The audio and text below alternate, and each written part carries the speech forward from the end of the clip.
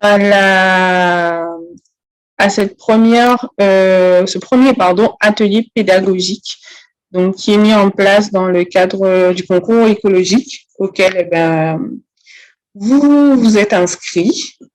Donc merci aussi pour votre participation à ce concours. Je vous propose de faire un rapide tour de table parce que c'est vrai qu'on commence à être de plus en plus nombreux. Déjà au niveau des intervenants, donc je me présente Anne-Laure Frimé, donc chargée de mission réseau bâtiment durable au sein de Synergile. Donc je suis votre principale interlocutrice depuis le début et donc j'aurai en charge notamment la mise en place des ateliers techniques bâtiments durables dans le cadre du concours. Je vais laisser la parole à ma collègue Christa Virginie. Alors, bonjour à tous. Donc, moi, c'est Christa Virginie. Je suis chargée de mission écologie industrielle et territoriale au sein du pôle d'innovation Synergile. Et du coup, j'accompagne Anne-Laure durant cet atelier pour relayer vos questions au niveau du chat. Donc, n'hésitez pas à poser vos questions. Voilà. Et du coup, donc, ma deuxième collègue, Marielle Maya, qui nous accompagne aussi dans le cadre de l'atelier. Donc, Marielle, je te laisse te présenter. Oui, merci. Merci Anne-Laure. Donc, bonjour. Donc, moi, je suis Marielle Maya, chargée de mission Guadeloupe Mobilité Durable. Et donc, j'accompagne Anne-Laure aujourd'hui et je serai chargée de prendre quelques questions, mais aussi de maîtriser le temps des intervenants. Merci Marielle pour ce rappel.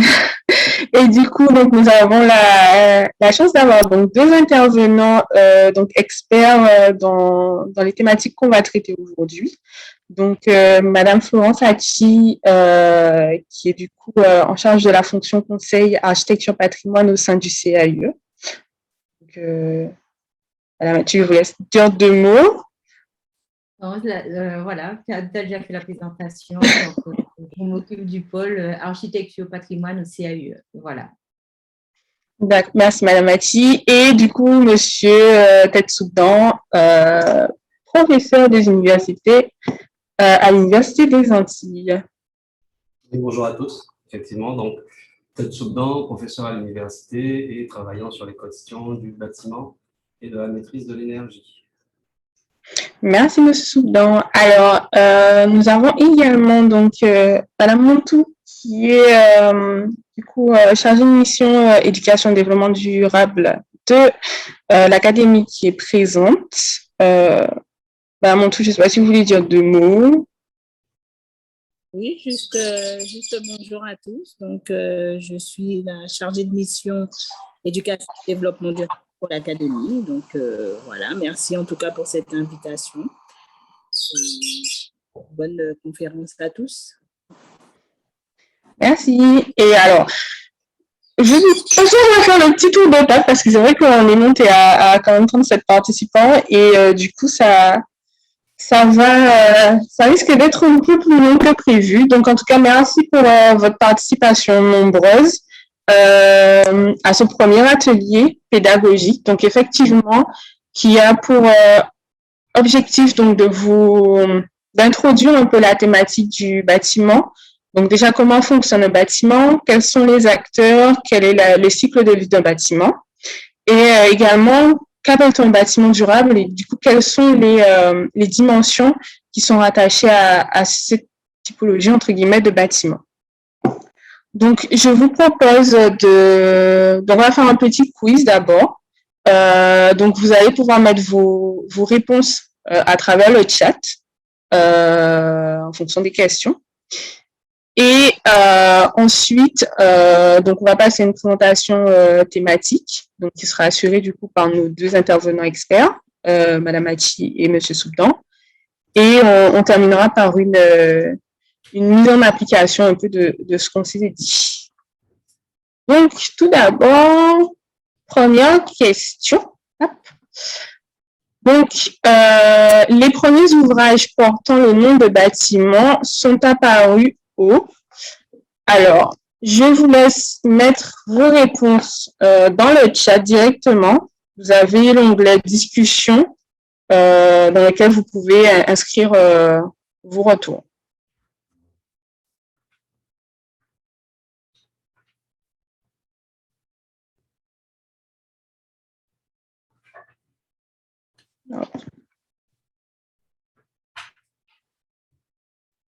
Donc, Maria, je te laisse nous faire la remontée, Maria ou Christophe, comme vous voulez, la remontée des retours qu'on a.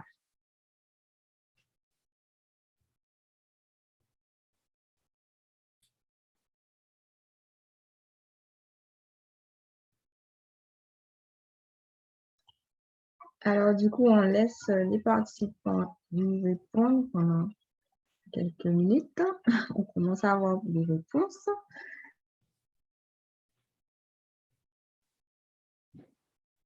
Alors, les avis sont partagés. On a du néolithique, on a du paléolithique. Alors,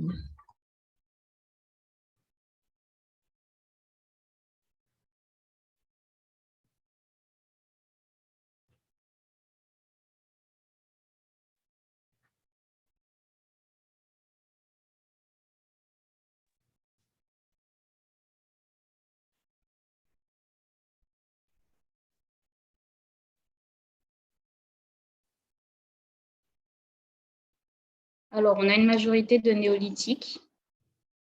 D'accord. Et du coup, avec effectivement, près de 10 questions. Tu disais, pardon.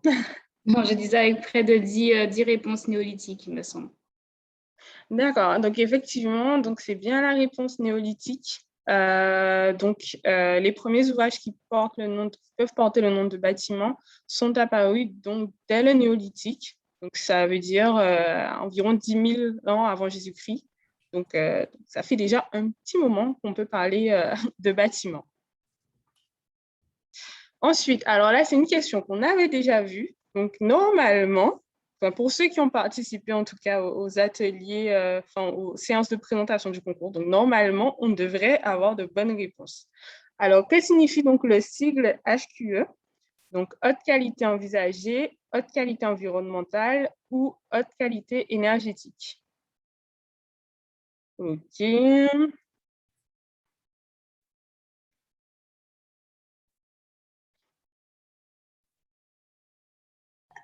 Alors, du coup, pour cette question, les réponses sont plus rapides. Je vois ça.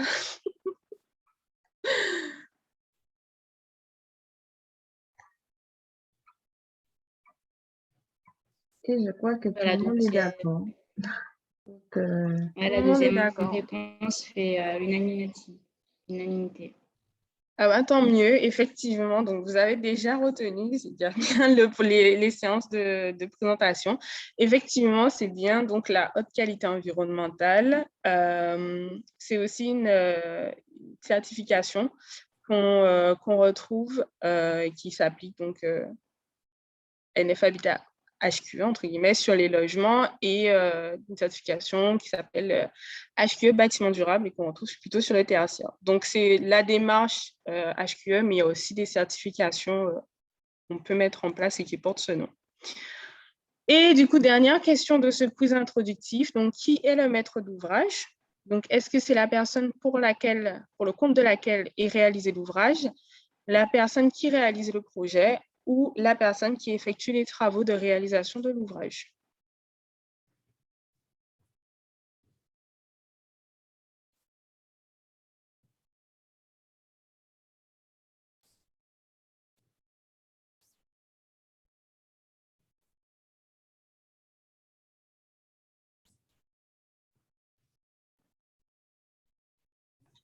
Alors, du coup, pour cette question, les réponses sont très variées.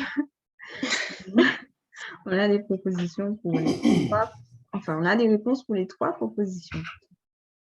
Oui, merci Christa. Effectivement, c'est ce que je vois. Et du coup, donc, malheureusement, seuls ceux qui avaient répondu la réponse 1 avaient la bonne réponse. Donc, effectivement, le maître d'ouvrage, c'est la personne pour le compte de laquelle est réalisé l'ouvrage. La personne qui réalise le projet, Donc, il y en a plutôt plusieurs en soi, mais ils font partie de ce qu'on appelle la maîtrise d'œuvre. Donc, ce sont effectivement les concepteurs du projet. Et la personne qui effectue les travaux de réalisation de l'ouvrage, eh bien, ce sont tout simplement les entreprises qui ont cette charge d'exécution au niveau du bâtiment. Alors, du coup, donc, cette petite introduction nous permet donc de repasser à la présentation thématique, donc, qui sera assurée donc, par Madame Hachi et Monsieur Soublan. Donc, Madame Hachi va commencer donc, par cette présentation sur le cycle de vie d'un bâtiment. Donc, quelles sont les différentes phases qu'on va retrouver lorsqu'on parle d'un projet de bâtiment? Merci. Donc, bonjour à tous. Donc, le cycle de vie, tu peux lancer, Anne. Le cycle de vie de bâtiment correspond à l'ensemble des étapes de la vie du bâtiment, bien sûr en passant par l'extraction des matières premières, ensuite la fabrication des matériaux, des produits à partir des matières premières naturelles ou des éléments complètement recyclés. Ensuite, on va passer sur la partie transport. Donc, en fait, dans l'étape de transport. Ensuite, la mise en œuvre du bâtiment en lui-même. Et après, l'exploitation du bâtiment. Bien sûr, le bâtiment, ensuite, il arrive en fin de vie. On va faire soit des travaux de rénovation, ou soit de réhabilitation, ou éventuellement la destruction de ce bâtiment. Donc, à toutes ces étapes de la vie de la vie de ce bâtiment, en fait, génère des impacts environnementaux, tels que la consommation d'énergie, la consommation en eau, la production de déchets, les effets d'émissions de gaz à effet de serre. Et donc, ça a un impact considérable sur notre planète. On passe à la prochaine diapo. Donc, dans la phase de conception du bâtiment, donc on va réfléchir déjà, on va réfléchir, donc quel que soit le bâtiment qu'on fait, si c'est une construction ou une rénovation de bâtiment, il y aura une réflexion, donc il y aura une planification de ce projet, donc des études financières, planification au niveau du temps et l'étude de faisabilité. Ce qui va mener ensuite à une étude de conception architecturale, mais aussi à l'impact environnemental et urbanistique de ce bâtiment. Après, on adapte le projet aux besoins et bien sûr, il est validé pour la partie conception. Prochaine diapo.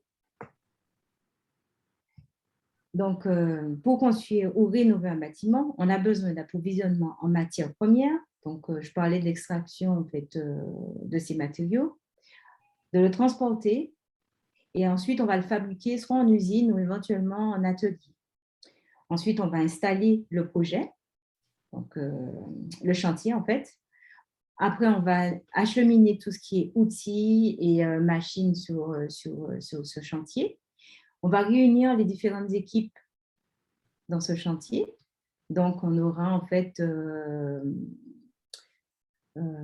les différents corps de métier. Et là, on va commencer la construction en fait, du bâtiment. Prochaine diapo. Pardon.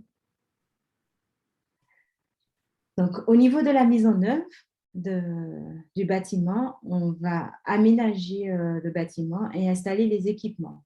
Donc, dans l'aménagement et l'installation des différents équipements, donc tous les matériaux en fait, qu'on va utiliser, en fait, c'est du bois, donc on les a récupérés dans les forêts, on a fabriqué des meubles et ensuite on va les installer en fait, dans le bâtiment. Il y a aussi les équipements comme la machine à laver, éventuellement, tous les équipements électriques qui vont aussi générer pas mal de consommation en eau et en énergie. Ensuite, au niveau de l'exploitation du bâtiment, donc le propriétaire ou son représentant devient en fait responsable de la gestion de ce bâtiment et il doit aussi entretenir le bâtiment. On passe à la prochaine diapo. Le bâtiment, quand il ne répond plus en fait à tous ces critères, donc un bâtiment qui est trop vétuste, qui a des réparations à faire, donc on va commencer à réparer, on va remplacer certains équipements et on va faire peut-être aussi de très gros travaux pour une remise aux normes. Quand on ne peut pas, donc l'exemple qu'on connaît de bâtiments qu'on a vu en démolition récemment, donc on va collecter différents éléments qu'on pourra réutiliser ou recycler ou revaloriser et ensuite on va démolir et bien sûr reconstruire ce bâtiment. Donc en prenant l'exemple d'une porte par exemple, donc la porte elle est composée de matériaux on va dire naturels, le bois, qu'on va récupérer dans les forêts. On aura le transport, donc ça va générer justement en fait des effets de serre, en fait le gaz, les émissions de gaz pour le transport, pour l'emmener ensuite à la fabrication en usine. Pareil encore, on va encore utiliser de l'eau, de l'énergie pour produire en fait cette porte. On va transporter cette porte maintenant sur le chantier. On va la mettre en œuvre. Ensuite, il y aura la vie. Donc, on va l'ouvrir, la fermer, on va donner des coups de pied dedans, il va avoir les effets de la pluie, il va également, on aura en fait vraiment cet usage et en fait ce vieillissement de cette porte. Donc là, on aura ensuite sa fin de vie, mais on peut également récupérer certains éléments dans la porte. Donc, on va récupérer les poignées de porte, les gonds qu'on va mettre de côté ou éventuellement détruire ou éventuellement recycler. Et donc, ça recommence au niveau du cycle de vie en fait, des différents matériaux qu'on a sur la porte. Donc, voilà pour cette première partie au niveau du cycle de vie dans le bâtiment.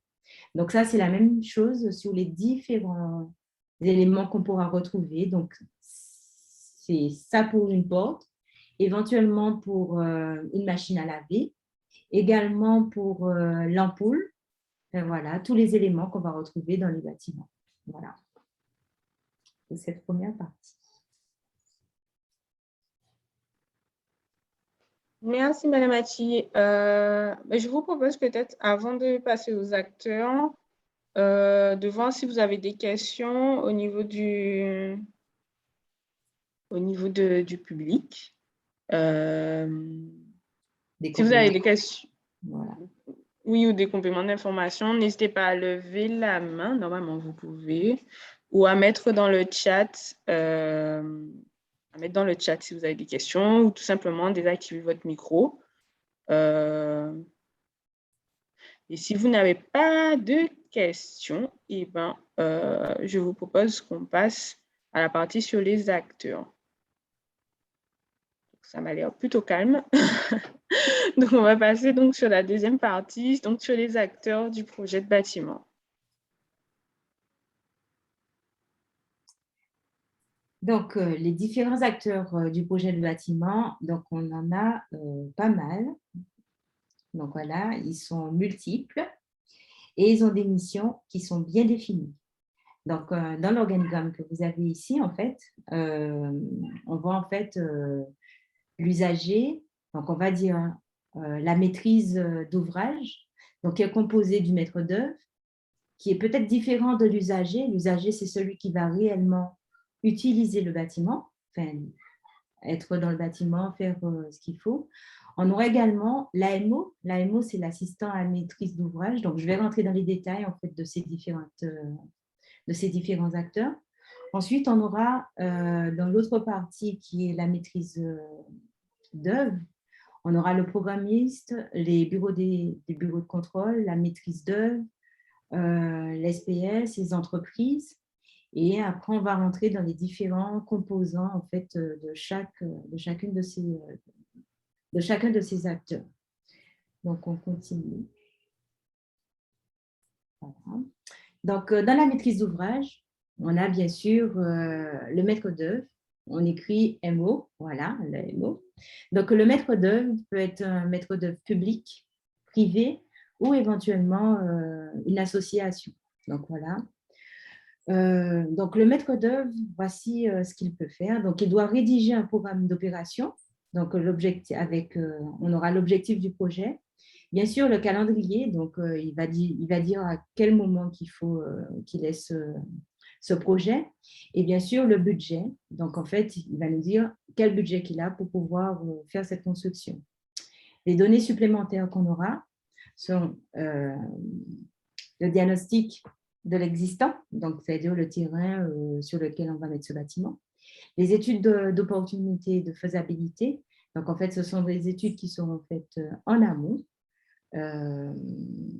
pour savoir si c'est faisable en fait de faire ce bâtiment sur ce lieu-là ou éventuellement de rénover un bâtiment avant de le détruire ou éventuellement, et savoir les différents scénarios envisageables pour la conception de ce bâtiment. Prochaine diapo. Donc, bien sûr, l'usager, c'est celui qui va vraiment utiliser le bâtiment. Donc, si je prends l'exemple, en fait, par exemple, de l'annexe de la mairie de Pointe-Noire, qui est utilisée, en fait, par la police. Donc, c'est eux qui sont les usagers, en fait, de ce bâtiment.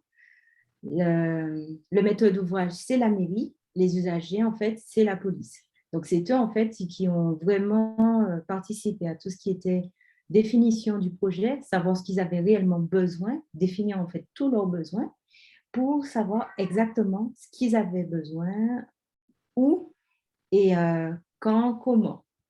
Donc, souvent, ils sont présents tout le long de ce projet pour toujours contrôler et dire, enfin, oui, mais finalement, le besoin change ou il y aura un ajout de besoin sur le projet. Il est nécessaire en tout cas de l'associer régulièrement lors de la programmation, donc savoir l'aider vraiment, l'aide à la définition, lors du choix de la maîtrise d'œuvre.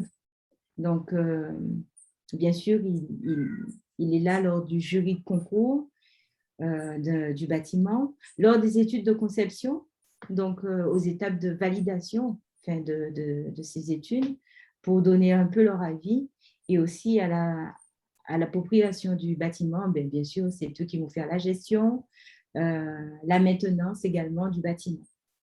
Prochaine diapo. Donc, la maîtrise d'ouvrage, qui est l'assistance à maîtrise d'ouvrage.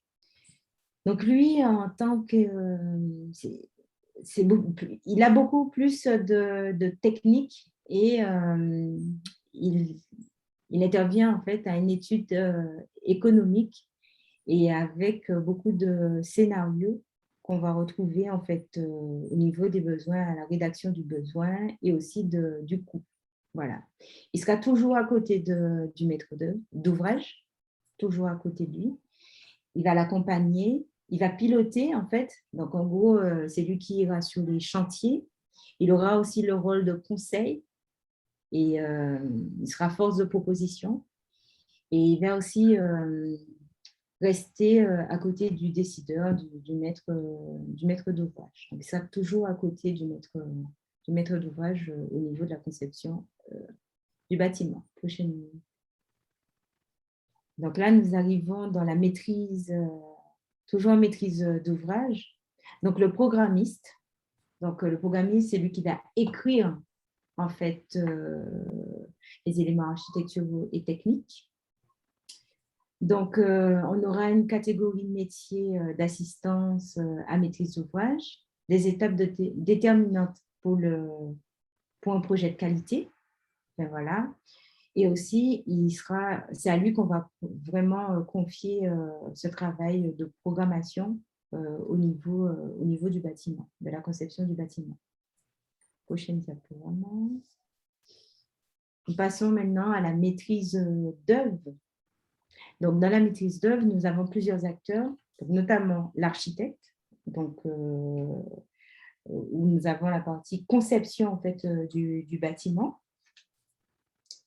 Donc, nous sommes accompagnés de plusieurs autres acteurs, donc les BET, les bureaux d'études techniques. Donc, il y a plusieurs types de bureaux d'études techniques. Et en gros, on assure en fait le respect, c'est assurer le respect sur l'engagement de chacun et assurer aussi la juste réalisation des plans. On va suivre également tout ce qui est l'avancée du chantier, donc de la conception, mais aussi à la réalisation du chantier. Donc, on joue également le rôle d'interface entre l'AMO et les entreprises.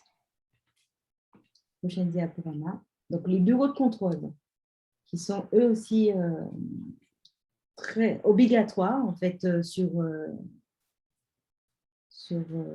en tant qu'acteurs. Donc, ils vont vraiment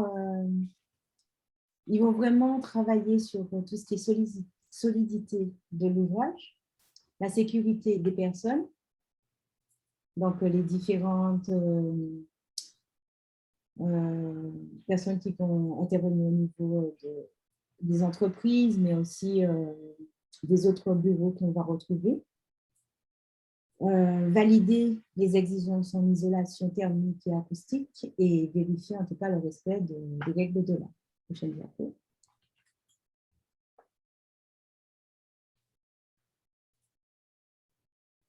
Prochaine diapo. Oui, alors Madame Hachi, juste une petite question. On avait des participantes qui vous demandaient donc qu'est-ce que le CCTP? Donc, j'ai vu que la réponse a été donnée. Donc, c'est le cahier des clauses techniques. C'est bien ça? Voilà. Oui. La réponse a été donnée. Voilà. Je pense que la réponse a été donnée. D'accord. Merci. Particulier. Voilà. Alors, les bureaux d'études SPS, donc, je crois que je vais revenir. Le SPS, en fait, c'est tout ce qui est sécurité. Et ensuite, on passe en fait aux entreprises. Donc, on a différents types d'entreprises en fait sur un chantier. Donc, c'est celui qui va réaliser les travaux, bien sûr. On a des corps de métiers qui vont faire le travail de A à Z, mais aussi, on a aussi par entreprise par lot. Donc, on aura des entreprises qui vont travailler simplement sur le beaux œuvres, d'autres sur la finition, sur la peinture, éventuellement sur le carrelage.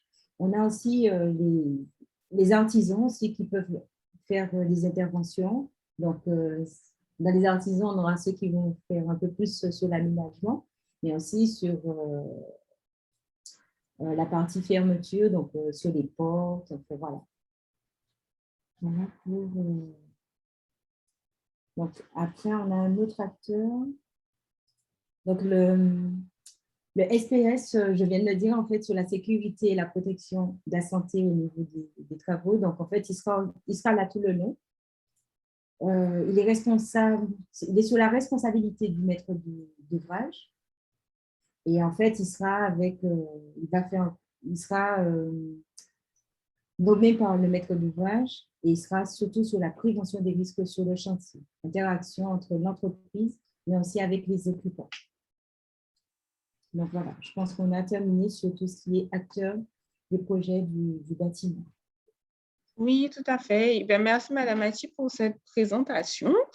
Je ne sais pas si vous avez des questions complémentaires. Donc effectivement, on a eu la question sur le CCTP.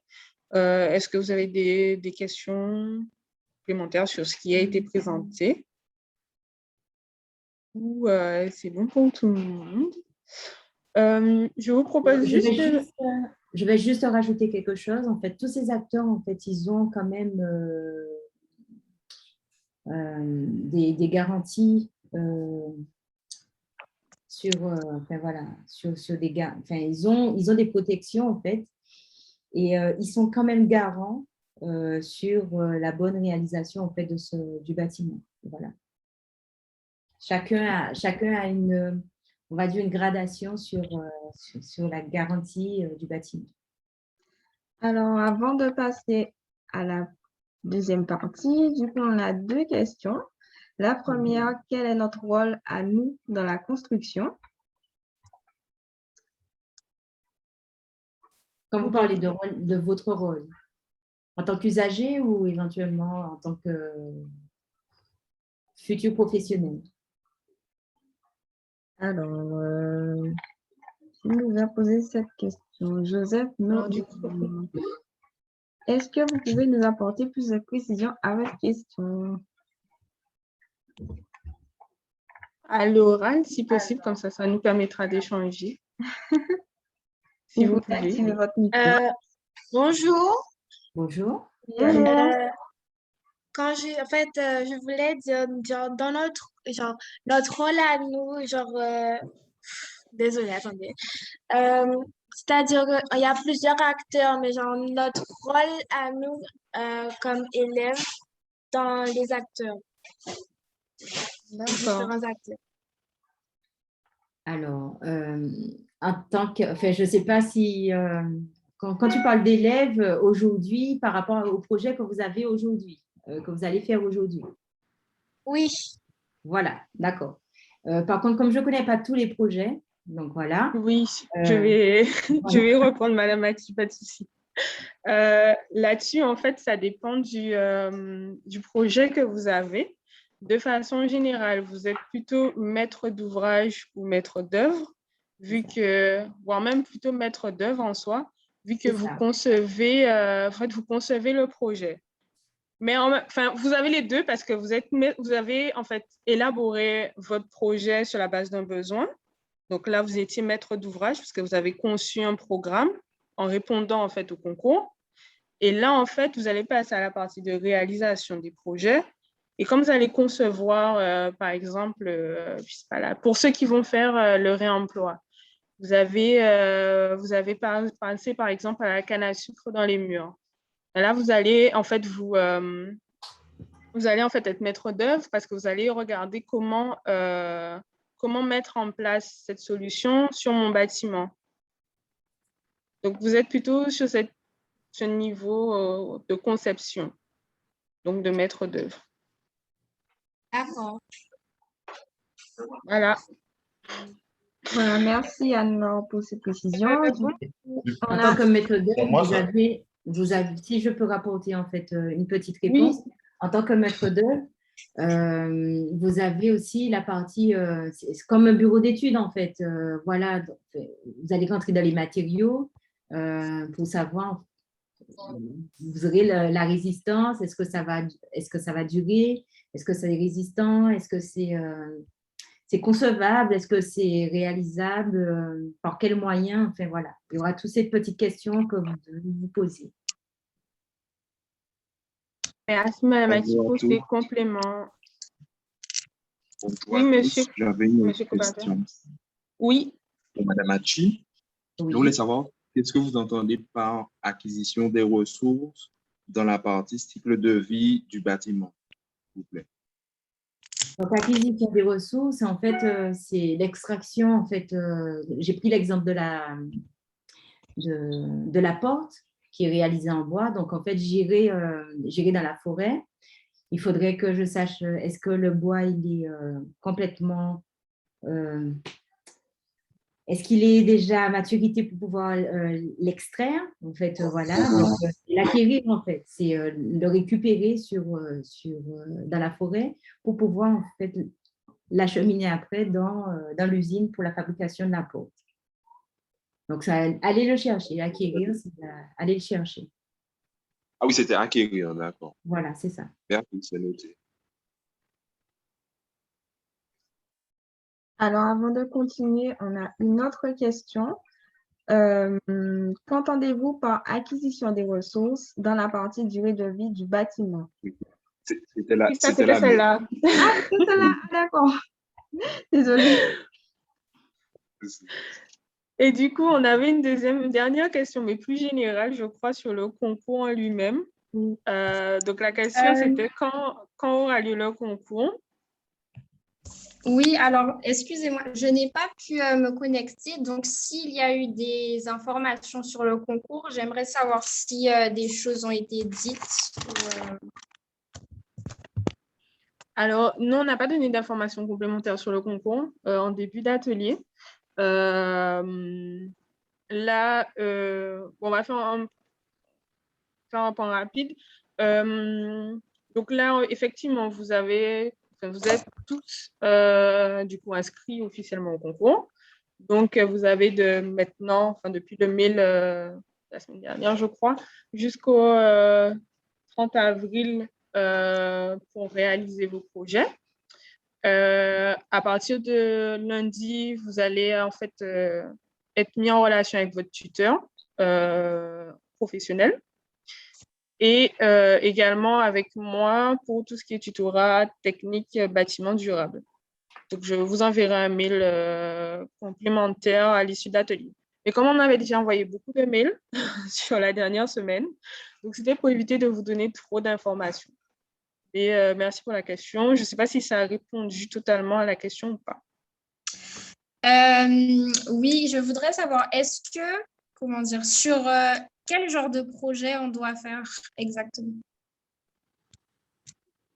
Alors, normalement, vous êtes inscrit sur un projet. Alors, je ne sais pas du coup sur quel établissement tu es et sur quel projet tu es. C'est le collège du Lamentin. Le collège du Lamentin. OK. Alors, j'avoue que je n'ai pas le projet en tête à 100%, mais ce que je te propose, c'est que je reviens vers toi directement. De m'envoyer, mets dans le chat ton adresse mail en direct à moi, donc à Anne-Laure Freinet, et comme ça, je reviendrai vers toi. OK? OK, d'accord. Merci. Merci. Et bien, du coup, je vous propose de... On t'entend plus. Ton micro a été coupé. Pardon, j'ai coupé mon micro alors que je parle, mais c'est pas grave. Donc, de continuer l'atelier sur les dimensions d'un projet de construction durable.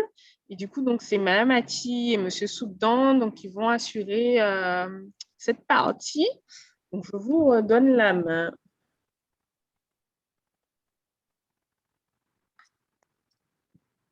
D'accord. Voilà. Donc, au niveau de la construction durable, on sait que la durabilité, c'est une seule vision et 3 piliers. Donc, un bâtiment durable présente, pour être équilibré, il faut en fait ces 3 dimensions. Donc, l'environnement, l'économie et le social. Donc, pour que ça soit durable, en fait. Voilà, vous avez un petit schéma. La dimension écologique, c'est réduire l'impact environnemental sur l'acte bâti. Ensuite, la dimension sociale, donc c'est M. Soudban qui va vous présenter cette partie-là. Ensuite, la dimension sociale, c'est assurer une bonne qualité de vie au sein du bâtiment. Donc, au sein du bâtiment, en fait, il faut que certains éléments soient très, très sains pour qu'à l'intérieur du bâtiment, qu'on soit à l'aise et qu'on s'y sent bien. Ensuite, la dimension économique, c'est optimiser le coût du cycle de vie du bâtiment. Donc, tout à l'heure, je vous ai parlé en fait du cycle de vie du bâtiment et que je vous ai parlé en fait des différents éléments que ça génère en fait, de tous les impacts que ça peut générer. Donc, en gros, c'est l'optimiser, c'est en fait de réduire le coût du bâtiment, on va dire, de sa fabrication à sa fin de vie. Voilà. Tu peux passer à la prochaine diapo. Donc, je pense que là, c'est M. Soudban. Okay. C'est moi qui prends la suite. Voilà. Donc oui, effectivement, la construction durable va intégrer aussi une partie qui est très importante, qui est l'intégrité du bâti, c'est-à-dire d'avoir de bonnes conditions sanitaires au sein du local. Par exemple, ici, on voit sur l'illustration qui est proposée, des murs remplis de moisissures, donc ça veut dire qu'il y a un désordre, c'est ce qu'on appelle des pathologies du bâtiment, où on va avoir une accumulation d'humidité, ça va générer des moisissures et donc nécessairement ça va avoir des répercussions sur les habitants et les conditions de vie au sein de ces bâtiments. Donc la conception globale qu'on va faire du bâtiment, c'est de rechercher une conception bioclimatique, c'est-à-dire un bâtiment qui fonctionne avec le climat, qui fonctionne avec son environnement. Donc, la définition du bioclimatisme, c'est mettre à profit les conditions climatiques qui vont être favorables, tout en se protégeant de celles qui sont indésirables. Donc, on va voir un petit peu des exemples tout à l'heure. Et avec un objectif d'efficacité énergétique, consommer le moins d'énergie possible pour avoir un niveau de confort satisfaisant. Puisqu'il ne faut pas oublier, la fonction première d'un bâtiment, c'est d'assurer du confort, on verra les différentes notions de confort, pour les occupants, que ce soit pour quelles que soient les activités qui seront hébergées au sein du bâtiment. On passe à la suivante. Donc, de façon globale, en physique, on va considérer qu'un bâtiment, c'est un système thermique. Donc, il va échanger de l'énergie avec le milieu dans lequel il est. Alors, si on est en climat tempéré, on va essayer de garder au maximum, climat tempéré au froid, la chaleur au sein du bâtiment. Par contre, si on est en climat tropical, le bâtiment va toujours échanger avec l'extérieur. Et donc là, on va essayer de se protéger de l'excès de chaleur qu'on peut avoir, de l'excès d'humidité. Et donc, le bâtiment, il faut vraiment le prendre comme un système thermique qui échange de l'énergie en permanence avec son milieu ambiant. On va passer à la suivante. Donc, voilà un petit peu comment on peut résumer ça sur l'image qui vous est proposée. Le bâtiment va échanger, comme je disais, avec son environnement immédiat. Il va capter l'ensoleillement, il va capter le vent, il va capter aussi les polluants qui sont autour du bâtiment. Et donc, on va essayer d'optimiser au maximum ces échanges en fonction des objectifs qu'on recherche. Donc, on va chercher à garder des conditions de confort. Et donc, on va utiliser la végétation, l'ombrage, filtrer les poussières aussi avec les éléments qui seront dans l'environnement immédiat. Donc, c'est ce qu'on va appeler la végétalisation, les écrans au vent. Et donc, la construction du bâtiment, puisqu'il est en relation immédiate avec son environnement, et donc, avec je vais laisser Madame Hachi sur cette partie, avec les différentes parties prenantes. Donc, au niveau des différentes parties prenantes, on a pour la maîtrise d'ouvrage,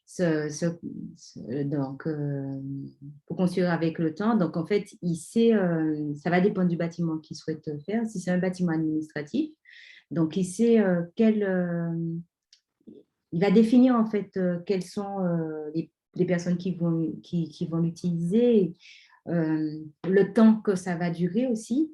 Si c'est pour un usage, on va dire, personnel, donc on sait qu'il y aura un temps beaucoup plus long. Enfin, voilà. C'est pour un bâtiment de vie. Désolée. Ensuite, la maîtrise d'usage, donc c'est lui qui va dire quels sont les besoins, en fait, voilà. Donc, comme je l'ai dit tout à l'heure, hein, le maître d'ouvrage et la maîtrise d'usage ne sont pas forcément les mêmes personnes. Par contre, pour un bâtiment qui est personnel, c'est-à-dire que c'est la maison, vous construisez votre maison, la maîtrise d'usage, c'est vous-même. Donc, les deux acteurs vont se confondre. Par contre, quand on est sur un bâtiment qui est beaucoup plus administratif, donc comme je vous l'ai expliqué tout à l'heure, je prends l'exemple de la mairie, de l'ancienne mairie de Pointe-Noire, qui est le maître d'ouvrage, c'est la mairie de Pointe-Noire, et ceux qui vont utiliser le bâtiment en ce moment, qui l'utilisent en ce moment, ce sont les policiers. Et donc, eux, ils avaient des besoins vraiment très particuliers. Et donc, en fait, il y a aussi un temps, il y a la question du temps, mais il y a aussi la question du besoin, en fait, au niveau de ce bâtiment. Ensuite, la maîtrise d'œuvre, donc elle doit associer tous ces éléments-là, les mettre en relation pour pouvoir faire la conception et en fait que le bâtiment tienne du début jusqu'à la fin. Voilà. Donc, on continue. Donc là, monsieur. Alors, pour revenir un petit peu sur les questions d'économie d'énergie et de confort thermique, donc, comme je disais tout à l'heure, le bâtiment bioclimatique ou construit suivant les principes du développement durable, c'est celui qui est vraiment adapté à son environnement. C'est-à-dire qu'il ne faut pas prendre n'importe quel modèle de bâtiment et le mettre dans n'importe quel environnement, il ne va pas fonctionner. Donc, il faut vraiment penser le bâtiment en fonction de l'endroit où il va être implanté, puisqu'on veut définir et obtenir des conditions de confort. Donc, en climat tropical, on a une contrainte qui est forte, c'est l'ensoleillement. Donc, sur le schéma, vous voyez que 70% de l'énergie qui pénètre dans un bâtiment l'est par la toiture. Ensuite, ça vient par les murs, suivant leur exposition, les murs sud étant les plus exposés que les façades est, ouest et nord. Donc, la toiture, les murs, c'est ce qu'on va appeler l'enveloppe du bâtiment, doivent être protégés du soleil. Mais on voit aussi que se protéger du soleil, il faut quand même qu'on puisse avoir de la lumière naturelle, de la ventilation. Donc, il y a un vrai compromis à trouver entre la protection solaire, la vision, parce qu'il faut aussi voir à l'extérieur, on ne va pas tout fermer. Et donc, il y a un vrai compromis à trouver pour garantir des conditions de confort de façon globale. On passe à la suivante. Alors, il y a différentes façons pour y arriver. Donc, aujourd'hui, on parle beaucoup de végétalisation des toitures, puisque la toiture étant la surface la plus exposée, il faut essayer de la protéger. Donc, les moyens classiques, c'est l'isolation, mais il y a aussi de la végétalisation. Et donc, il y a différentes techniques qui peuvent être utilisées pour ça. Ensuite, il faut aussi favoriser la ventilation.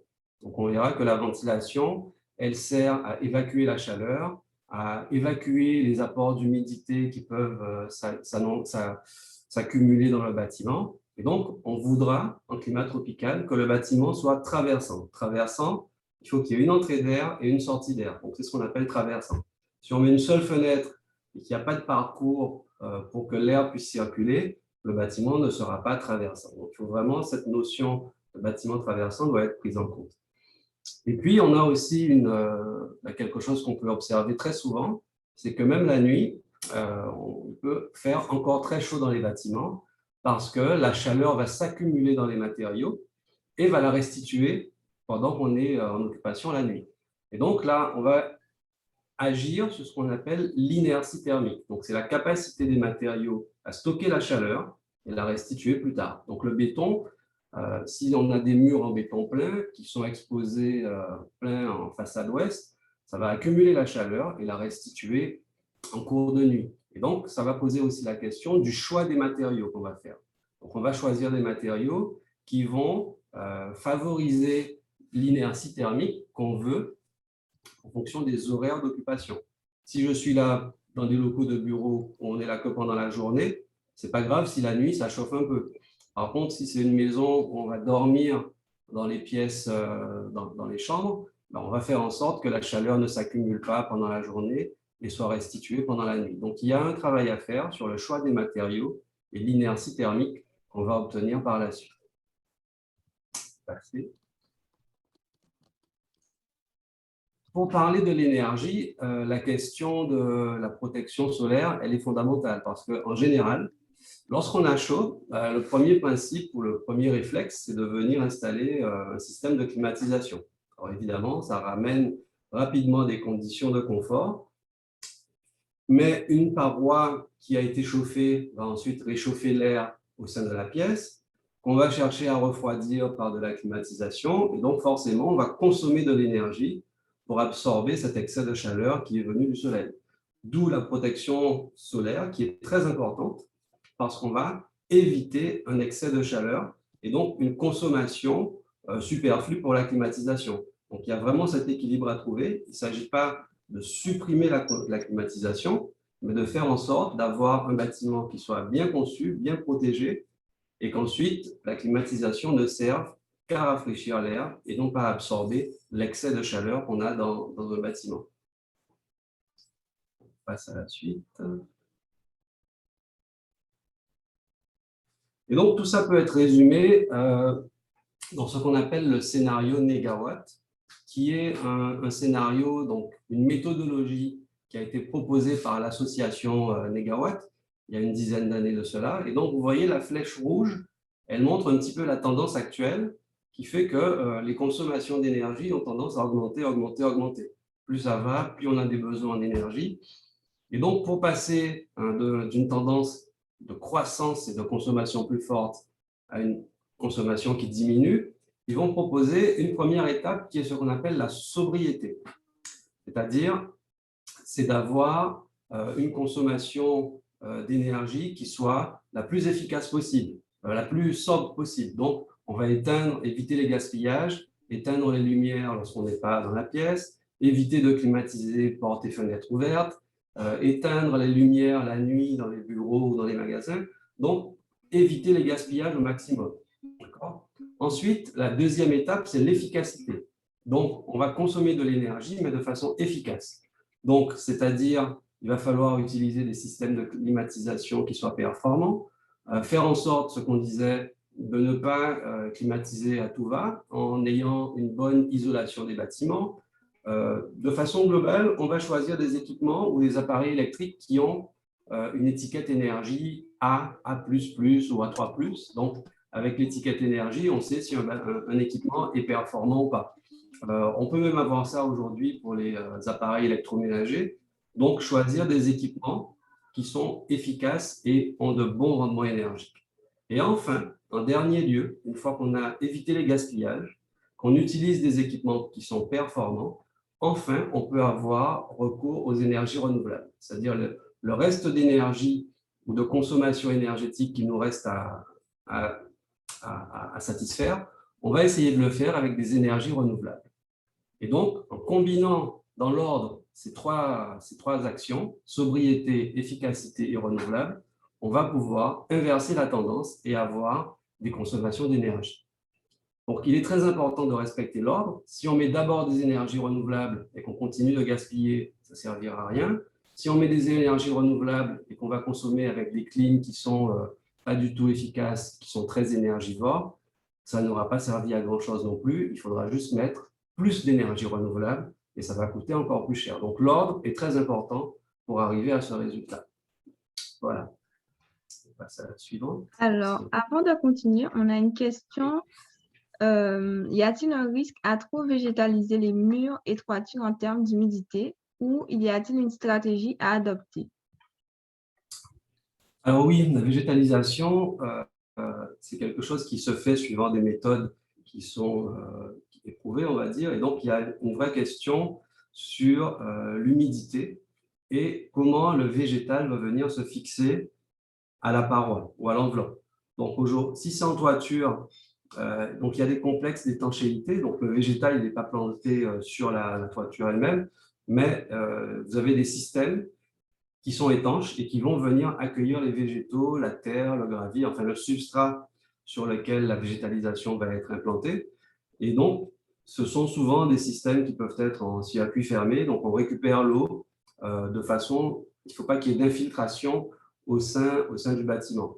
Si ce sont des systèmes qui sont mis sur des murs, donc là aussi, il y a un complexe d'étanchéité de façon à ce que le végétal ne puisse pas venir et amener un apport d'humidité au niveau de l'enveloppe du bâtiment. Une autre technique aussi consiste à mettre les végétaux dans le sol, ça peut être des lianes, et qui vont ensuite grimper au mur. Donc, il y a des espèces qui sont adaptées pour ça, qui ne vont pas injecter des racines dans le mur ou abîmer les parois. Donc, elles vont juste s'accrocher, mais sans détériorer les parois. Ou alors, vous avez des systèmes aussi qui permettent aux plantes de grimper. Donc, ça, ce sont soit des câbles qu'on va venir fixer ou des grillages. Enfin, donc, il y a différents systèmes. Mais effectivement, il ne faut surtout pas mettre la végétalisation directement sur les parois au risque de les abîmer. Et ensuite, il y a aussi la notion de l'entretien. Parce qu'une fois qu'on parle de végétaux, ils doivent être entretenus de façon à ce que soit ça envahit trop, ici ça a tendance à pousser beaucoup, ou alors en période de sécheresse que ça meurt complètement et donc il n'y a plus d'intérêt puisqu'il n'y a plus de végétaux qui fassent le travail.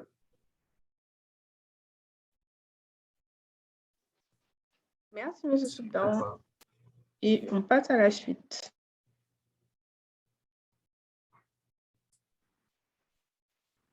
Alors, de façon globale, si on veut résumer un petit peu la performance d'un bâtiment, à la fois du point de vue de l'énergie, mais aussi sur le confort, on va d'abord travailler sur ce qu'on appelle la qualité de l'enveloppe. Donc, l'enveloppe, c'est la séparation entre l'extérieur et l'intérieur du bâtiment. Donc, en général, ça va être les murs, la toiture, les fenêtres, les portes. Donc, c'est tout ce qui constitue la séparation entre l'intérieur et l'extérieur. Donc, il faut vraiment assurer une bonne qualité thermique.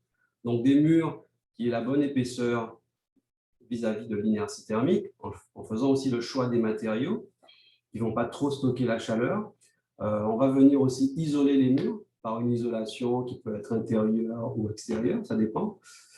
Souvent aujourd'hui, ce qu'on voit sur la qualité des murs, de l'enveloppe, c'est qu'on va venir mettre du bois, du bardage en bois sur des parties qui sont très exposées à l'ensoleillement. Donc le bois étant un matériau qui ne va pas stocker la chaleur, qui va la permettre de l'évacuer rapidement. Et donc, une bonne qualité thermique de l'enveloppe, elle est indispensable. Aujourd'hui, il faut savoir qu'on a une réglementation thermique en Guadeloupe qui impose que les toitures soient toutes isolées. Donc, il faut systématiquement un isolant thermique dans les toitures. On ne peut pas faire de bâtiment aujourd'hui si la toiture n'est pas isolée. Donc, aujourd'hui, on va même jusqu'à isoler des murs de façon à avoir des bonnes conditions à l'intérieur. Ensuite, vous avez la performance des équipements. Donc, ça va concerner principalement l'éclairage, la climatisation et tous les autres équipements qu'on peut avoir en fonction des usages. Donc, il faut choisir des équipements qui ont des bonnes performances. Et donc, pour ça, il faut regarder sur les fiches techniques, la classe énergétique des bâtiments, des équipements, pardon, et choisir les plus performants. Il faut savoir qu'il y a aussi là-dessus beaucoup d'aides et d'incitations financières pour acheter des équipements qui sont plus performants. Donc, il y a un point qui est très important aussi, c'est celui du comportement des occupants. Si vous avez un bâtiment qui est très bien conçu, avec des systèmes qui sont super performants, mais des occupants qui n'ont pas un comportement adéquat, qui laissent allumer la lumière tout le temps, qui vont laisser les fenêtres ouvertes pendant qu'on climatise, qui vont gaspiller à tout va, le bâtiment ne sera pas bon. La facture énergétique sera très mauvaise. Donc, le comportement des occupantes est aussi très important. Et ce sont ces trois systèmes-là, ces trois composantes, la qualité thermique, la performance des équipements, le comportement des équipements, qui vont amener à avoir une bonne politique énergétique et une bonne gestion énergétique du bâtiment. On aurait même pu rajouter un point qui est le pilotage énergétique du bâtiment et donc sa gestion au quotidien, donc son entretien, comment c'est entretenu au fil du temps. Et donc, c'est tout ça qui concourt à avoir un bâtiment qui soit performant. Ce n'est ni le bâtiment lui tout seul, ni les équipements tout seuls, ni les occupants tout seuls, mais c'est l'ensemble qui contribue à avoir un bâtiment qui soit performant. Donc, je pense qu'on est bon. Donc, la dimension, oui, la dimension sociale, en fait, donc c'est la sensation de confort, être confortable dans la maison. Donc, c'est d'avoir une très bonne qualité au niveau de l'air, un confort visuel, un confort acoustique, donc ne pas être dérangé par les bruits extérieurs, et un confort thermique. Le confort thermique, Monsieur Soudan vient de vous en parler. Donc, on rentre dans les détails en fait du confort en qualité de l'air. En qualité de l'air, une maison, un bâtiment, il faut quand même amener de l'air neuf, enfin, voilà, l'air extérieur. Donc, toujours avoir quand même ce système de ventilation. Mais il faut faire attention quand même. On va revenir toujours sur les mêmes éléments. Le comportement de l'usager, il faut ouvrir. On a la clim à l'intérieur de bâtiments de bureaux, mais il faut quand même aérer pour amener de l'air neuf dans le bâtiment. Et ensuite, on referme pour mettre la clim et avoir quelque chose de beaucoup plus intéressant et être confortable dans l'espace. Donc, cette ventilation naturelle. Ensuite, on a le mobilier. On vous a parlé tout à l'heure de matériaux. Donc, de plus en plus, nos mobiliers sont faits avec des matériaux qui utilisent énormément de solvants au niveau de la confection. Donc, il faut quand même aérer pour pouvoir ventiler et dégager en fait cet air usé dans le bâtiment. Donc, voilà, et puis toujours, enfin voilà, il faut toujours avoir ce comportement de bâtiment ventilé. Pour les maisons qui ne sont pas, qui n'ont pas de clim, enfin voilà, il faut au niveau des ouvertures avoir quand même cette aération naturelle et ne pas, enfin en tant qu'usager, ne pas laisser les gens le fermer, en fait, de ne pas le fermer pour avoir cette ventilation. Donc, avoir toujours une qualité d'air intérieur qui soit raisonnable et confortable. Prochaine diapo. Donc, dans le confort visuel, donc on va s'enfermer en fait. Donc, avoir en fait un apport de lumière naturelle. Et voilà, des ouvertures qui ne sont pas trop petites ni trop grandes non plus. Avoir également un éclairage au niveau en hauteur, pour si on est dans un bureau, pour ne pas avoir d'ombre derrière notre dos ou éventuellement devant, qu'on ne soit pas ébloui. Ensuite, avoir des couleurs au niveau des murs qui soient vraiment assez intéressants, pas trop sombres, pour ne pas rendre la salle trop sombre. Et puis, éviter en fait tout ce qui est réflexion, c'est-à-dire qu'on ait des éléments trop brillants qui vont refléter en fait la lumière et vous éblouir. Non, ça, il faut éviter ça. Donc en fait, vraiment s'organiser pour que le confort visuel soit respecté et intéressant au niveau d'un bureau ou dans une chambre ou éventuellement dans un séjour. Donc, le confort acoustique, donc on a des bruits qui viennent de partout, vraiment partout.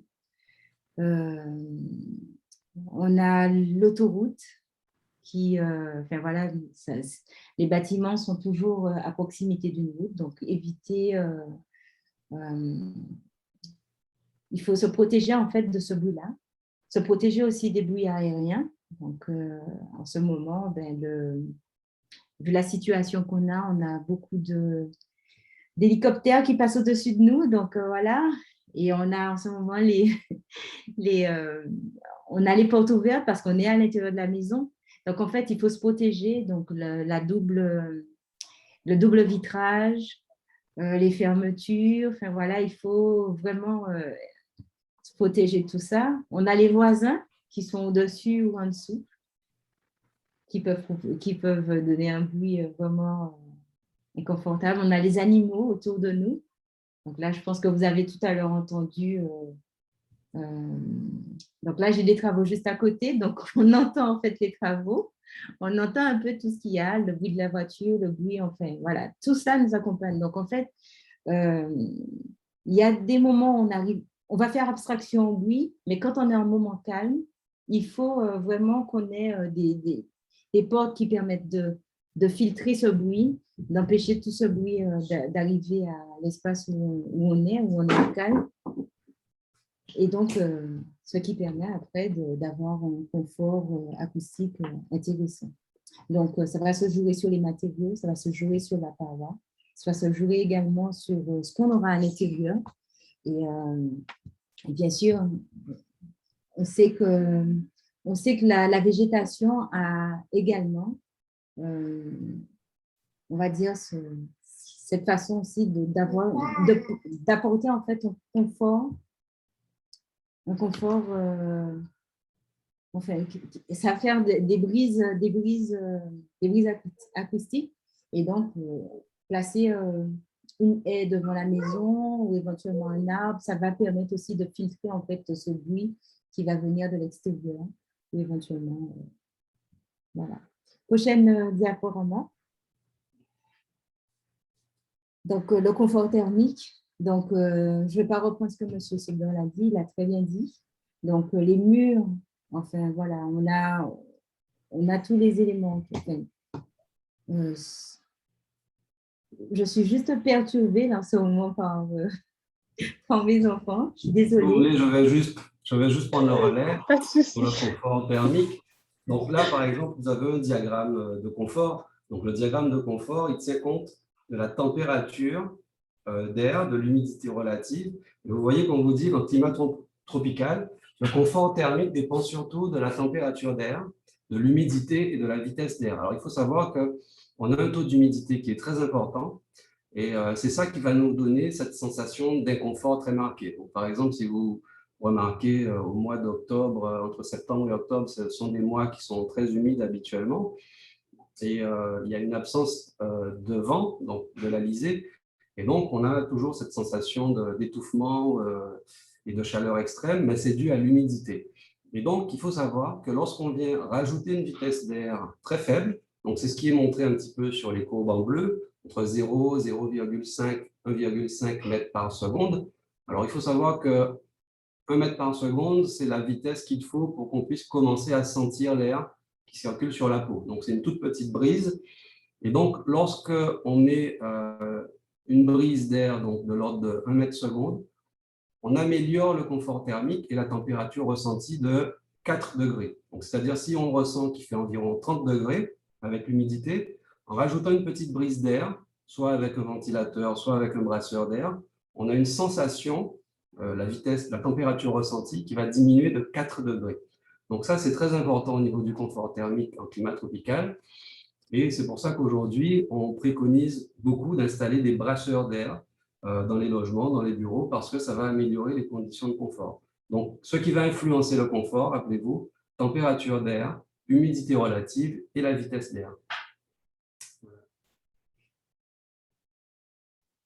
Merci, M. Soudan. Et du coup, Mme Ati, je vous redonne la main pour la dernière pause sur le choix des matériaux, enfin la dimension économique, en tout cas du La bâtiment. dimension économique. Donc, la dimension économique, c'est ce qu'on vous a expliqué tout à l'heure sur le cycle de vie d'un produit. Donc, en gros, il faut qu'en fait, de l'extraction de ce produit à son transport, à sa réalisation et à sa mise en œuvre jusqu'à sa fin de vie, qu'il soit quand même assez économique. Donc, qu'il ne soit pas trop énergivore en termes de consommation en eau, en électricité, et qui soit aussi un déchet moindre aussi, qu'on puisse aussi le recycler. Donc, ce qui va en fait lui donner une dimension beaucoup plus économique et au niveau du choix de matériaux qu'on va faire. Voilà. Donc, la porte en bois, enfin, je le dis, enfin, la porte en bois et comparée à la porte en métallique, voilà, vous voyez les matériaux différents, enfin, voilà. On aura un cycle de vie qui sera différent. Il y aura un qui va coûter beaucoup plus cher que l'autre. Ensuite, au niveau même du coût, on va voir qu'il y en aura un qui sera beaucoup plus cher que l'autre. Et bien sûr, quand on parle de sa mise en œuvre, c'est sa durée de vie, il y aura aussi tout le travail de restauration, de réhabilitation qu'on va faire dessus, qui aura aussi un coût. Et voilà, donc en gros, c'est vraiment d'optimiser en fait cette économie. Donc en gros, de sa conception à sa réalisation et à son exploitation, il faut qu'en fait que ça soit quand même à part égale et que le coût soit moindre dans ces trois phases de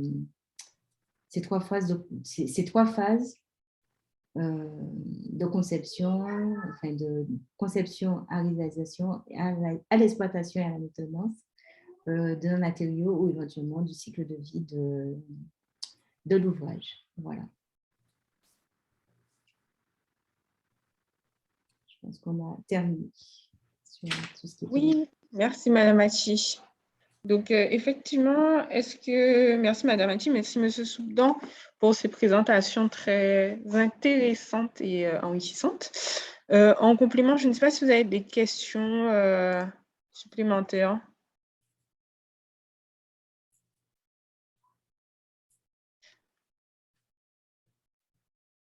Bon, ben, c'est que vous avez été parfaitement clair, c'est super.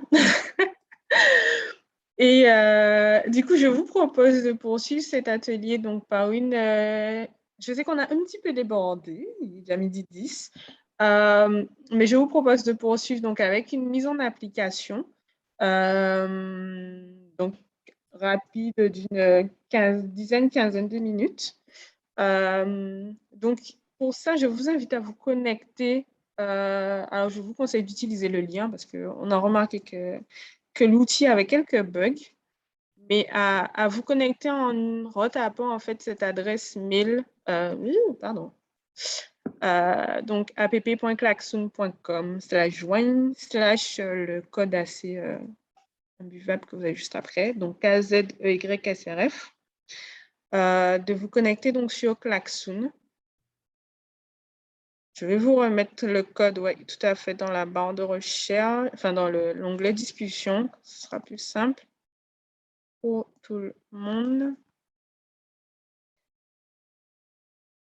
Alors, donc vous avez le code. Je vais reprendre le partage si j'y arrive. Hop. Alors, donc, partager l'écran, ce sera plus simple. Et du coup, eh ben, on vous attend sur Klaxoon. Donc, vous êtes déjà à 5. 7 maintenant. Je vous laisse vous connecter au fur et à mesure. Donc, l'idée, en fait, c'est de faire une petite session de brainstorming, entre guillemets, sur un sujet. Je vais vous relire tout à l'heure. Pour vous expliquer, vous allez pouvoir ajouter des idées en appuyant sur la petite croix plus que vous avez en bas de l'écran. Je ne sais pas si vous voyez bien la légende. Parce que c'est bon. Donc, vous avez votre petite croix plus. Après, vous allez pouvoir taper tout simplement, changer les couleurs, comme ici, là, ce que je suis en train de vous montrer. Et après, vous allez pouvoir envoyer avec la petite flèche. Donc, on est 23 sur les... On est 24 maintenant. Je crois qu'on était 47. On est 47. Donc, je vous laisse vous connecter. On se laisse encore 2-3 minutes pour que tout le monde puisse se connecter. Si vous avez des soucis de connexion, n'hésitez pas à nous l'indiquer.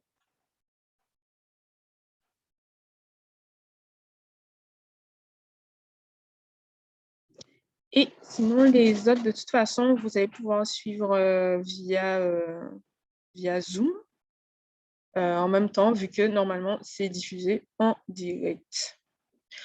Alors, du coup, l'idée, en fait, c'est de réfléchir.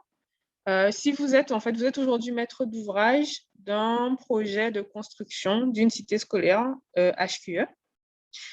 Et du coup, quelles innovations techniques vous pouvez mettre en place pour que votre futur bâtiment soit exemplaire? Quelles sont les contraintes? Et du coup, quels sont les acteurs qu'il faut faire intervenir sur les différentes phases du projet? Donc ça, c'est le sujet général. Donc déjà, quelles innovations vous pourriez mettre en place pour que votre futur lycée ou collège, université, je sais pas, comme vous voulez, soit exemplaire. Donc, exemplaire, bien sûr, d'un point de vue environnemental. Donc, si vous avez des idées, ben, vous pouvez utiliser la petite croix, taper dans le jaune et puis faire envoyer. Donc, par rapport à tout ce qu'on s'est dit, quelles innovations vous pourriez mettre en place? OK, donc on en a une première. Donc, récupération des eaux de pluie pour les toilettes. Très bien. Autoconsommation solaire. OK, super. Comme ça.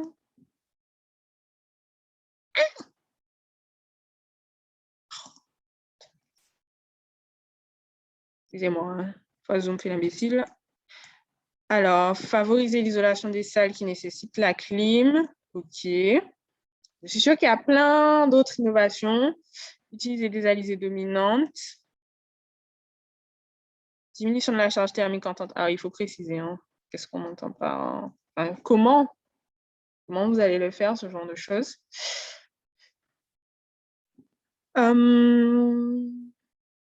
Et en termes de c'est des solutions qui ne sont pas mises en place de façon très courante, parce que là, effectivement, ce sont des idées pour que le bâtiment soit exemplaire, mais vous pouvez avoir, alors je vais voir rénovation de salons préfabriqués. OK.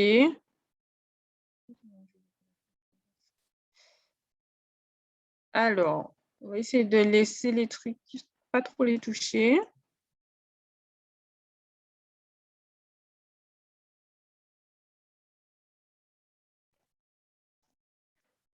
OK. Installation de bâtiments préfa. Donc, je l'ai vu aussi. OK. Donc, là, on l'avait. Réduire la dépendance en récupérant de l'eau de pluie. On l'a aussi là. Donc, utiliser les alizés. Donc, c'est aussi tenir compte de l'environnement. Avec une ventilation traversante, c'est la même chose.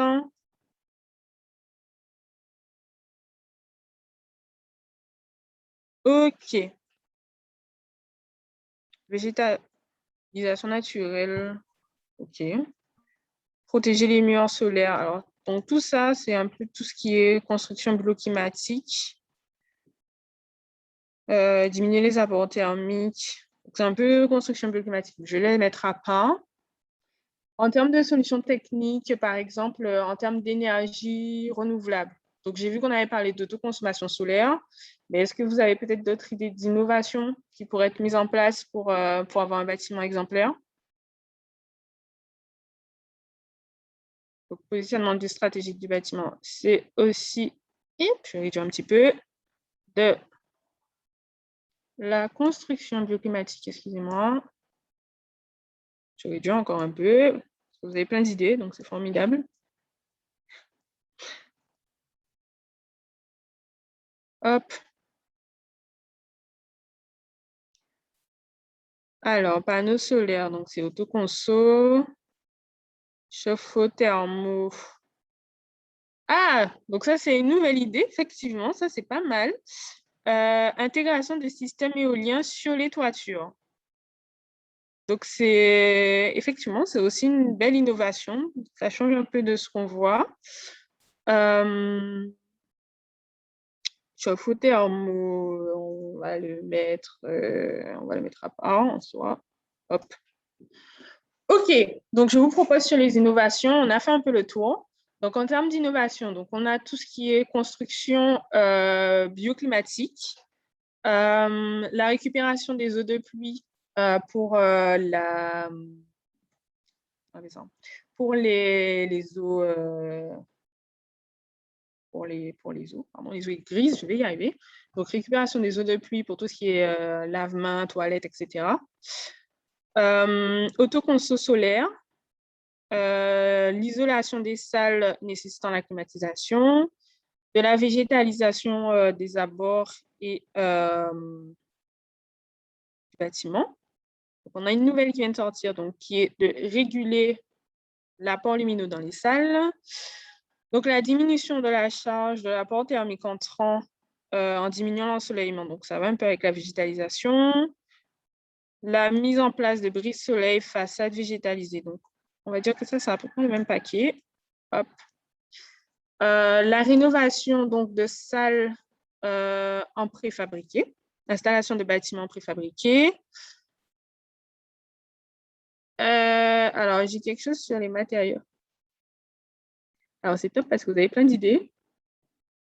Top. Alors, ça, je mets ça en haut. Isolation acoustique des salles. Mélanger donc de la bagasse de canne à sucre avec du ciment pour créer des murs. Donc, ça, c'est donc des matériaux innovants.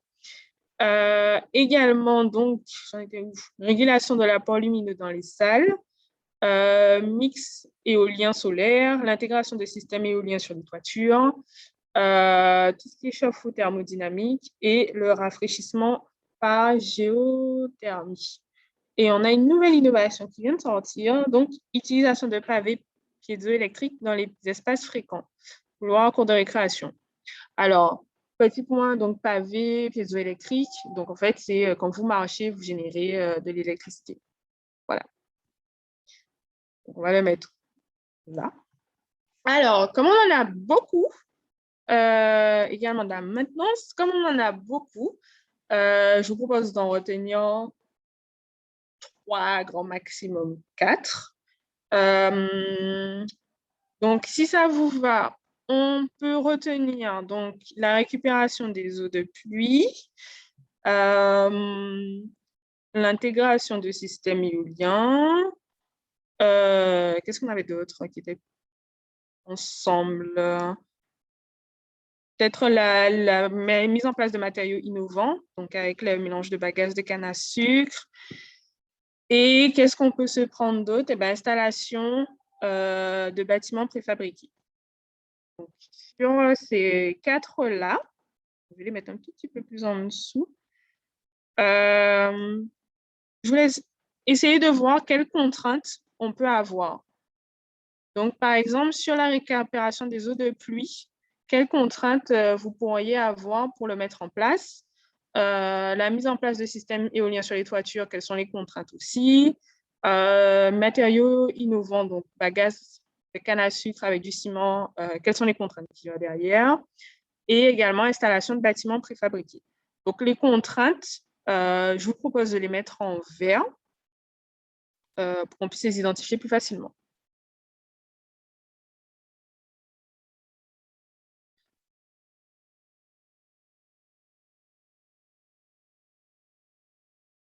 Alors. Normalement, vous pouvez changer la couleur facilement juste en cliquant sur le truc de couleur, quoi. Alors, donc on a effectivement une première contrainte sur le traitement de l'eau. Donc, mise en place d'un système de filtration. Je vais les écarter parce que ça va être compliqué. Situation géographique. Donc, j'imagine que c'est pour les éoliennes. La gêne sonore aussi pour les éoliennes. OK, donc c'est pas mal. L'aspect esthétique, donc également aussi pour les éoliennes, je suis d'accord. Donc, effectivement, donc sur le chat, on a une suggestion en termes de pluviométrie. Donc, est-ce qu'on aura une pluviométrie assez importante là-dessus? Le flux de vent, donc c'est sur les éoliennes. L'économie, donc j'imagine que c'est le coût. Et du coup, effectivement, c'est une contrainte qui va un peu pour tout là-dessus. Donc là aussi, c'est donc de la pluviométrie. Est-ce qu'il va pleuvoir assez pour avoir une autonomie sur le bâtiment? OK. Alors, sur la dimension du stockage, hein, tout à fait. La mise en place de batteries sur les éoliennes. OK, super. Sur les matériaux innovants, donc canne à sucre et bâtiments préfabriqués, est-ce que vous avez des idées de contraintes là-dessus? Résistance des matériaux, effectivement. Le flux de vent du milieu, je l'avais mis pour les installations en préfabriqué. OK. Peut-être D'accord, je me dis que c'est pas merci. peut-être bien rattaché au sol. Je bien rattaché, pardon. Ça peut effectivement s'envoler. Je veux dire la vitesse du vent aussi. OK, ça marche. Effectivement, c'est une bonne chose. Ça dépend du matériau, effectivement, qui est utilisé pour le préfa. En général, ça est censé tenir plutôt correctement. Mais effectivement, ça dépend de si toutes les études ont été faites correctement avant ou pas. Tout à fait. Donc, sur la résistance au feu, on va être un peu sur les... Enfin, ça sera surtout sur la bagasse. Caractère combustible des matériaux. On est un peu entre les deux, en fait, sur la résistance au feu. Et encore une fois, ça dépend de ce que vous utilisez pour votre préfa. OK. En général, on est plutôt sur des préfabriqués quand même assez classiques à l'heure actuelle. C'est quand même plutôt du béton, des métaux qui sont utilisés pour faire du préfabriqué. Je vais y arriver, pardon. Étanchéité du mélange, étude de l'impact du matériau sur la santé. OK. Effectivement, inertie thermique. Oui, effectivement, il faudrait caractériser l'inertie thermique du matériau. Tout à fait.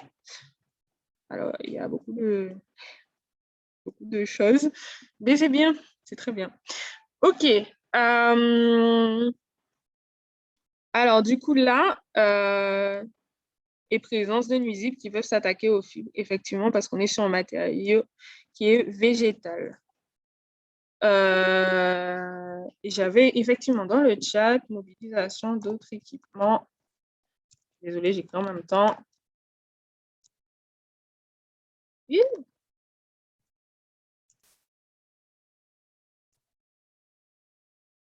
Réserve. OK. Ça va dans l'eau.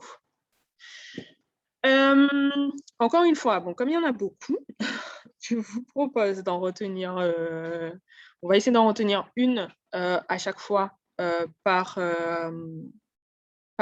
innovation qu'on avait vue. À l'image de Florent, si je ne dis pas de bêtises, si vous voulez faire des remarques aussi via le chat, en enlevant votre micro et en parlant, vous pouvez, il n'y a pas de souci. Hein. Du coup, en termes de récupération des eaux de pluie, je vous propose de retenir l'aspect dimension du stockage en termes de contraintes. Sur l'aspect éolien, effectivement, tout ce qui est poids de l'éolienne, solidité de la toiture.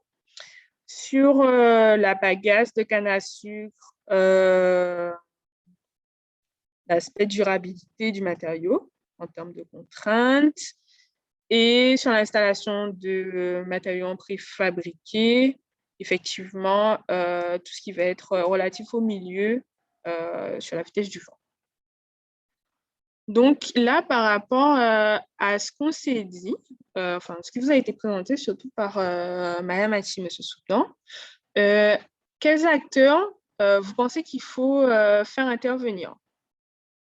Par exemple, pour dimensionner correctement le stockage en eau, est-ce que du coup, ce sera plus...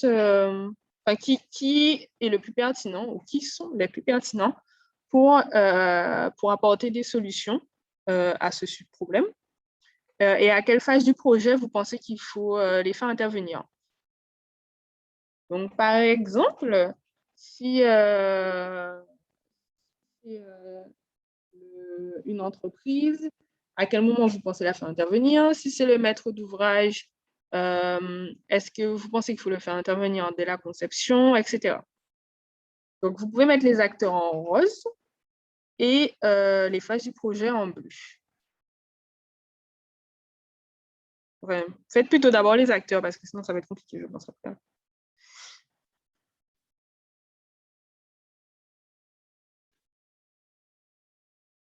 Alors oui, effectivement, donc je suis trop maintenant. Donc, bureau d'études.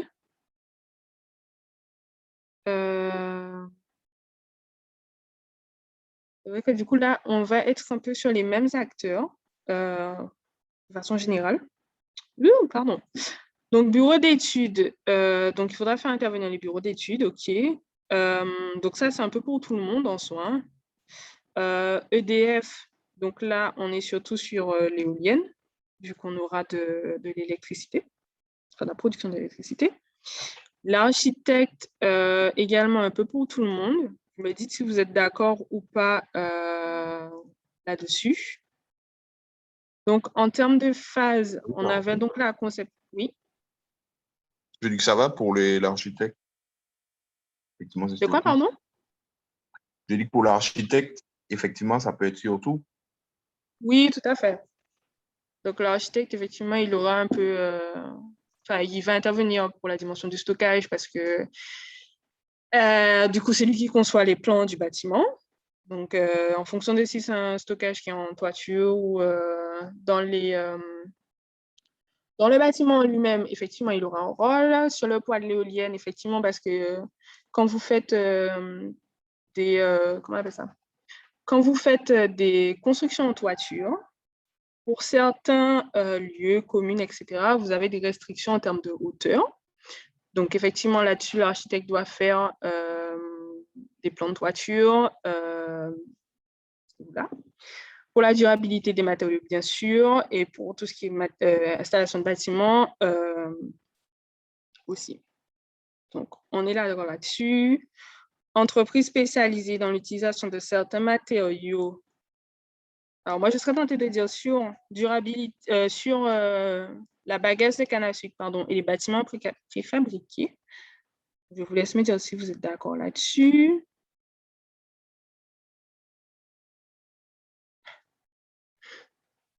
Pas de souci, Madame Francis. Sur les organismes assainissement plus EDF, donc organismes assainissement, je pense qu'on était plus sur la récupération des eaux de pluie. EDF, on était sur la solidité de la toiture. En termes de phase, donc j'ai vu conception. Donc conception, on est surtout, enfin on est pour les bureaux d'études et les architectes, mais effectivement, quand on commence à être sur des solutions innovantes, il vaut mieux faire appel à tous les organismes complémentaires, de type EDF par exemple, ou les entreprises spécialisées dans l'utilisation de certains matériaux, dès la phase de conception, parce qu'elles peuvent justement apporter des retours d'expérience, compléter certaines informations sur le sujet. Les sujets. Donc, BET, bureau d'études, effectivement, c'est sur tout le projet. Je ne sais pas si vous avez d'autres idées d'intervenants qu'on peut solliciter. Moi, j'en vois un que vous avez oublié et qui, pour le coup, est quand même important, surtout quand il s'agit d'innovation, ce sont les usagers. En soi, déjà, au niveau de la récupération des eaux de pluie, par exemple, vous avez besoin des usagers pour connaître l'utilisation de l'eau dans le bâtiment. Quelles sont les répartitions des consommations d'eau entre les chasses d'eau? Est-ce que vous avez d'autres éléments qui utilisent de l'eau, comme des lave-linges ou ce genre de choses? À quelle fréquence sont lavés les sols, etc. Donc, vous avez tout ce genre de petits sujets et ce sont les usagers qui ont les réponses. Sur l'installation de systèmes en toiture, vous avez parlé tout à l'heure de la gêne sonore. Mais les premiers qui vont être concernés par cette gêne sonore, typiquement, ça va être les usagers. Donc, il faut faire aussi des points avec les usagers pour voir comment ils ressentent cette gêne. Est-ce qu'ils sont d'accord? Où mettre la toiture? Quelle zone du bâtiment, par exemple, vous pouvez avoir des zones du bâtiment qui sont utilisées pour des archives ou ce genre de choses. Savoir où est-ce qu'elles seront placées, du coup, pour pouvoir mettre peut-être les éoliennes plutôt à ce niveau-là. Sur les matériaux innovants, donc là, c'est plus une question de sensibilité, entre guillemets, des usagers. Est-ce qu'ils sont sensibles ou pas à ces sujets-là? Et comment ils le voient dans leur futur bâtiment. Et sur l'installation de bâtiments préfabriqués, vous pouvez aussi solliciter les usagers parce que ça a trait en fait plutôt à comment ils voient le bâtiment, comme pour les matériaux innovants. Donc, effectivement, j'ai d'autres entreprises, fabricants de matériaux, gestion comptable, et oui. Donc, je pense que c'est par rapport à l'économie, enfin, le coût du projet. Il faut savoir que quand on parle d'un projet de construction, l'aspect économique, quand on est sur des gros projets, c'est souvent un économiste. Donc, la partie gestion comptable est faite par un corps de métier qu'on appelle économiste et qui, du coup, fait toute cette partie d'analyse financière, de définition du budget de l'opération, etc. Je confirme. Ça peut être aussi… pardon? Je confirme. Merci.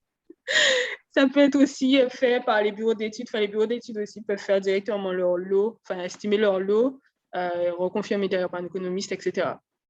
Donc, c'est ces corps-là qui s'occupent de cette partie financière dans un projet de construction. Voilà. Du coup, je pense qu'on a quand même bien réfléchi là-dessus. J'espère que ça vous a quand même donné une vision de tout.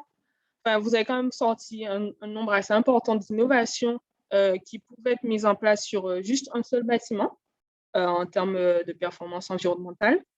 Vous avez vu quand même que sur une innovation, il y a quand même beaucoup de contraintes qui sont associées. Et chacune de ces contraintes fait intervenir des acteurs plus ou moins spécialisés et à différentes étapes du projet. Donc, c'est quelque chose auquel vous devez aussi réfléchir dans vos projets dans le cadre du concours, parce qu'effectivement, l'idée, c'est que ce soit des projets innovants. Donc, vous allez forcément avoir des contraintes et vous devez du coup réfléchir à tout ce qui est associé pour pouvoir le mettre en œuvre. Je ne sais pas si vous avez des questions là-dessus.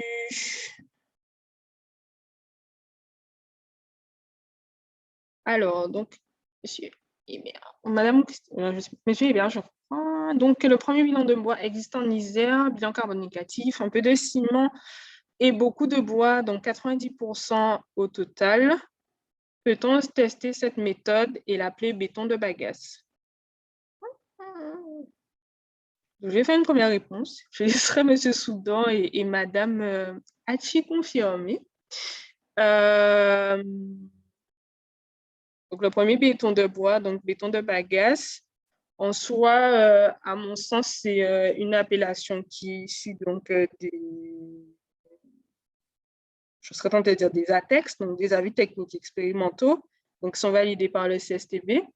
Donc, pour moi, pour arriver à une appellation de ce type, il faut quand même passer par tout un processus de contrôle et de confirmation, enfin de caractérisation de l'élément, quoi. Enfin, pour moi, c'est pas, entre guillemets, il suffirait pas juste de mettre 90% de bagasse pour qu'on puisse avoir l'appellation béton de bagasse. Je sais pas si c'est très clair. Je sais pas si M. Soubdan, Mme Hachi, vous confirmez ou si ça vous semble plutôt cohérent. Oui, effectivement, lorsqu'il y a des nouveaux matériaux qui sont développés, ils doivent évidemment avoir la certification technique pour pouvoir être utilisés sur le marché. Et des matériaux, béton et bagasse ont déjà été utilisés à l'université, donc il y a des travaux qui sont menés sur ça pour leur utilisation dans la construction et comme isolant thermique. Alors, ils avaient travaillé sur soit des plaques d'isolation qui contiennent du ciment et de la bagasse, aussi comme matériaux de construction, mais c'est resté aussi à l'échelle du labo parce que bon, pour pouvoir commercialiser ou utiliser ça dans des vrais bâtiments, il faut ces certifications techniques, ce qui n'a pas été fait. Merci, M. Soubdan. Merci pour la réponse. Je ne sais pas si vous avez d'autres questions. Je vous propose, avant qu'on se quitte, de faire un peu une photo de groupe, entre guillemets. Donc, si vous le souhaitez, je vous invite à tous remettre votre caméra. Et comme ça, on fera juste une petite photo de tout le monde.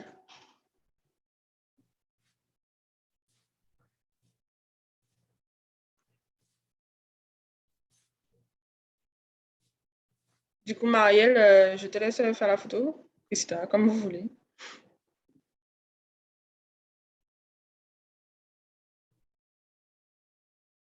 Alors, du coup, je crois qu'on est assez nombreux. Donc, on a 2 pages de participants.